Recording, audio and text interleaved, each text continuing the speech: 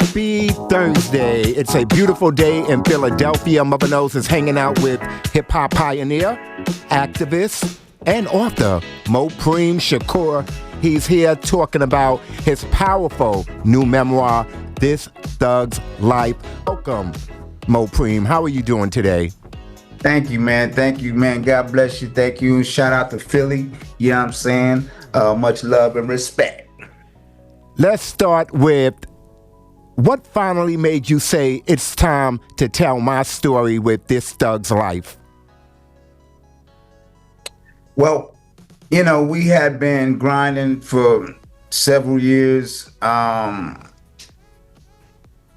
going through different traumatic experiences. At a certain point, I got incarcerated myself. I was sitting there thinking about myself and thinking about the accomplishments and the failures. And, you know, I felt like I needed to document it. I thought it was book worthy.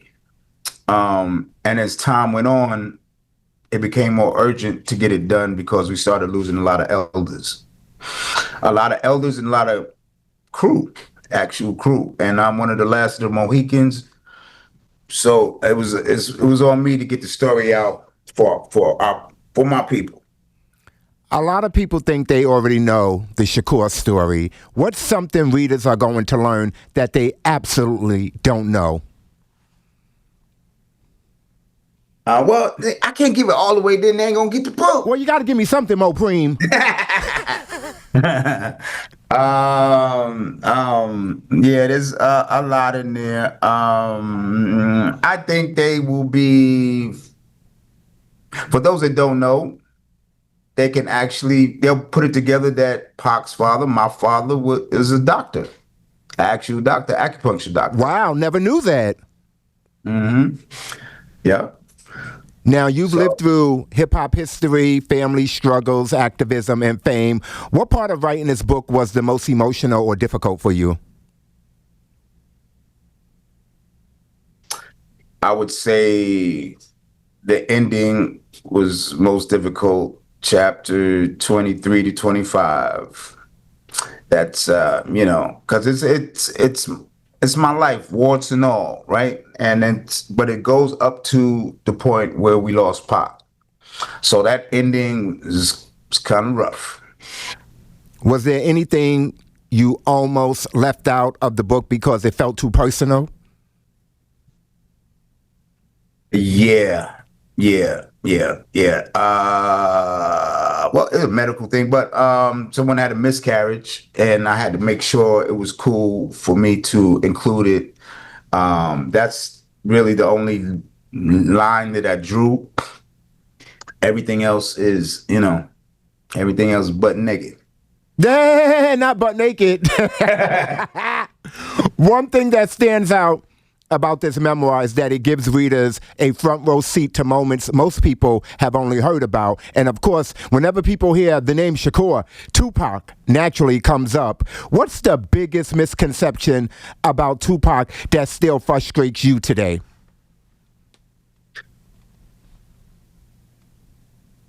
Can I curse on here? I'll edit it out. Be yourself, Mopreme. Oh, that Pac was just some dumb nigga, overly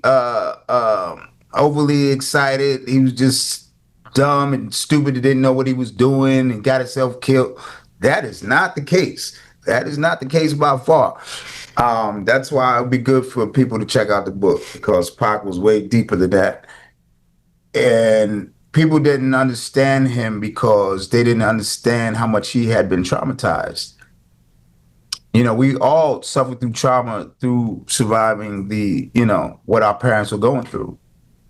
A lot of our parents, either one or the other or both, were getting locked up forever.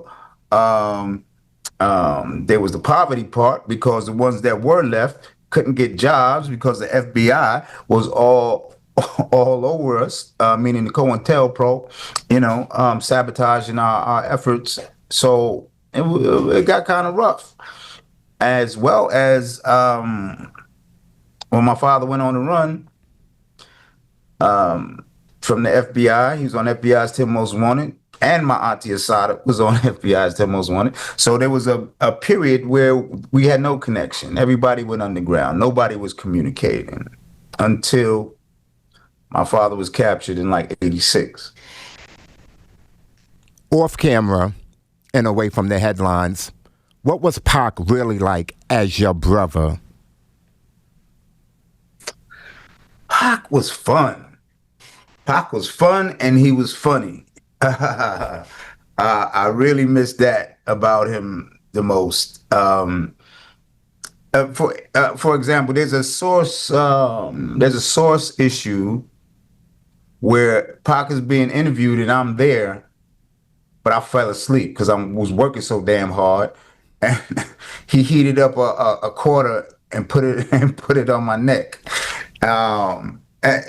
Just stuff like that, silly brother stuff. We mess with each other, you know. I miss his laugh, you know. In the book, do you talk about how fame changed him personally? Yes. The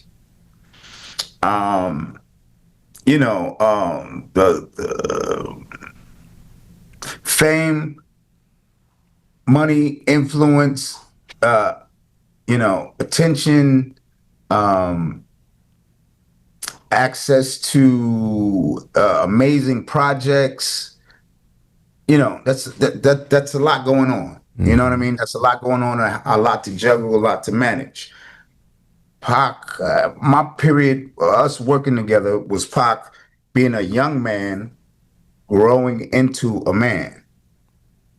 You see, so the older he got, the more comfortable he got with making his own decisions. In the early days, I was able to, advise him and, point him in particular directions because I was the first one in the family, in the game, in this portion of the family. And,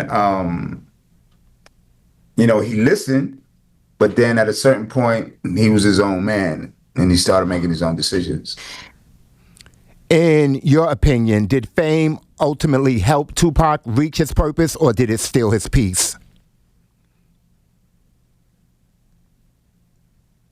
I think both are true.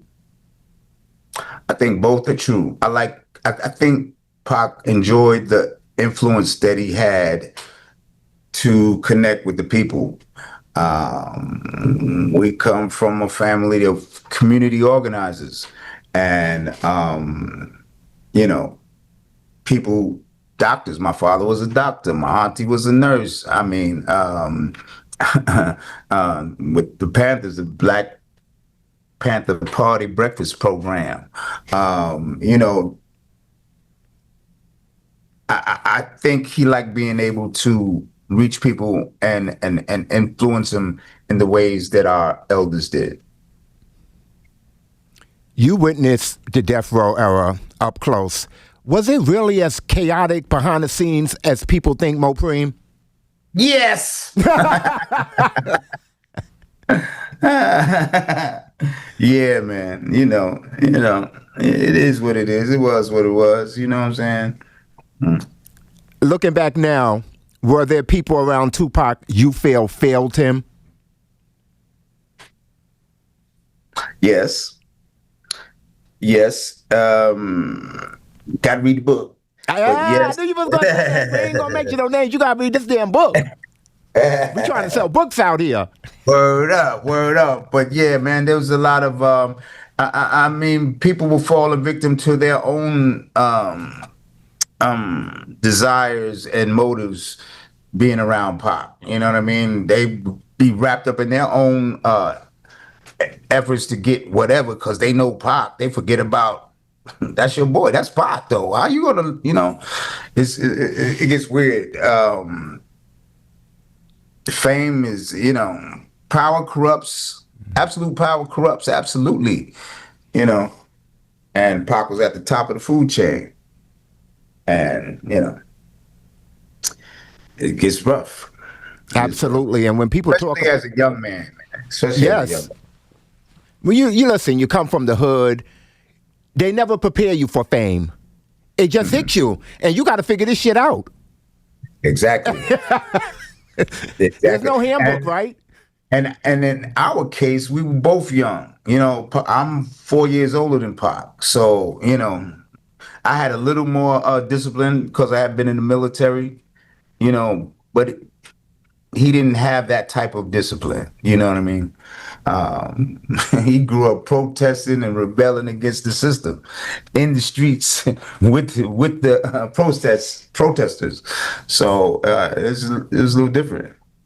When people talk about Tupac, they often focus on the tragedy, but this book also spends a lot of time talking about survival, growth, and lessons learned.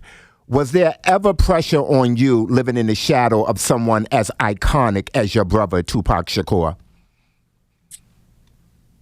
Well, I never saw it as being in the shadow because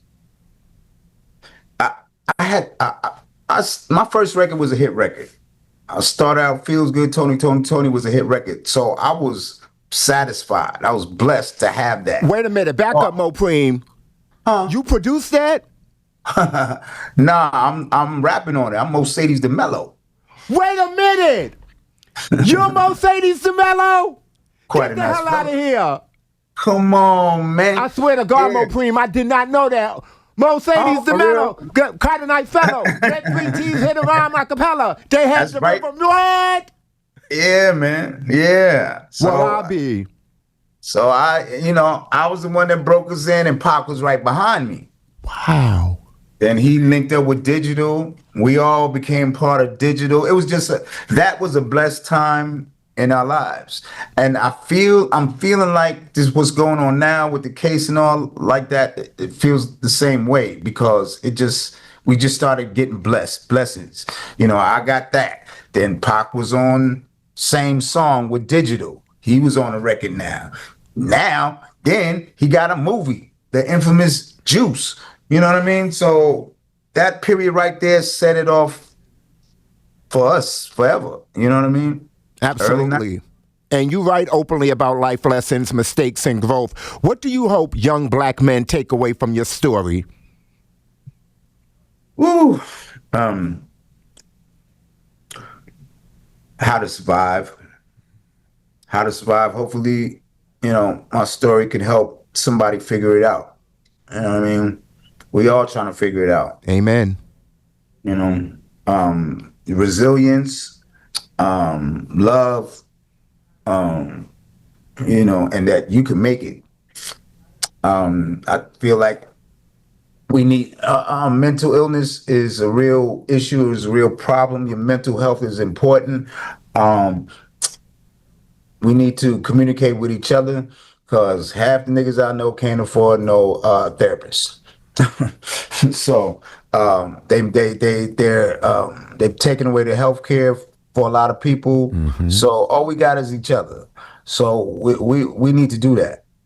I feel communicate, connect, and try to build each other up instead of tearing each other down.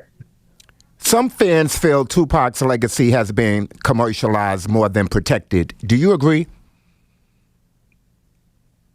Commercialized more than protected. It definitely hasn't been protected properly. It's been commercialized to a certain extent, but you're right about the protection. And I've got to ask you this one. If Tupac were here today, would he survive social media or would he be getting canceled every other week? Oh man, I could see all the platforms. He would be suspended. His head would be explode. But he was a communicator. I know he would have been on it. He would have been ripping people a new one in text. He would have been there. And you are correct. He would have been banned. So. And before I let you go, I want to end on a personal note. What's one conversation you wish you could have had with Tupac that never happened? That never happened.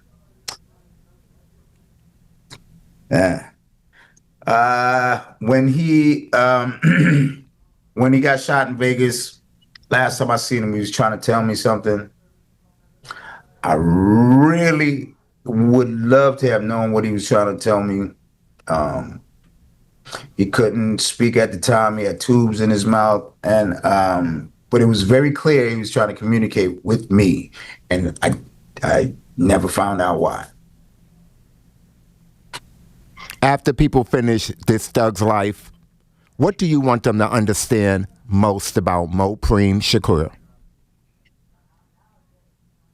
That Mopreme is a real one. He's been through some ish, and he survived. Maybe I could survive too. And I survived through love. Love yourself. Love your people. Last question. If Tupac Shakur walked into this room right now, what's the first thing you'll say to him? Thug like, baby. Hey, ain't nothing but a gangster party. Mopreme Shakur, I appreciate you for pulling up. Let people know where they can purchase this memoir.